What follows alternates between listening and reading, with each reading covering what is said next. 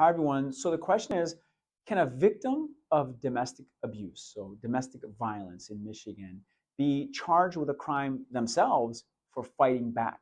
But what do we mean by fighting back? I think that is the important term here. So there is fighting back where you're fighting back in self-defense during the crime. So as the crime is being initiated toward the victim, if they're trying to defend themselves, if they can show self-defense when they hurt that, let's say the abuser, right, is the accused is hurting or doing something physical to the victim, and the victim is doing everything he or she can to defend themselves, right? So if that can be shown and it wasn't retaliation, separate retaliation, then no, there shouldn't be any separate charges against the victim. Now, let's say there's a victim who has been the victim of domestic violence for a long time, for days and days, weeks, months, years in a relationship.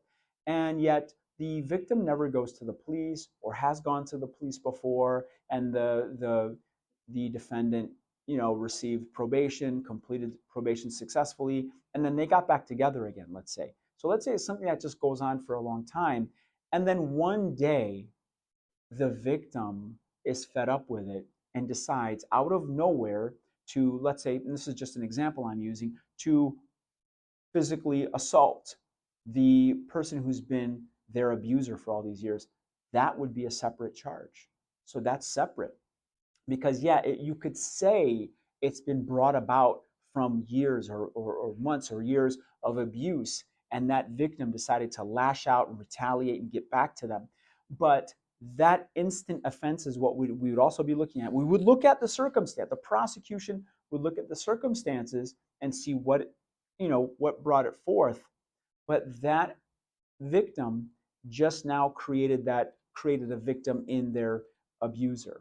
And so that's where it can get pretty complicated and really some sad situations that happens.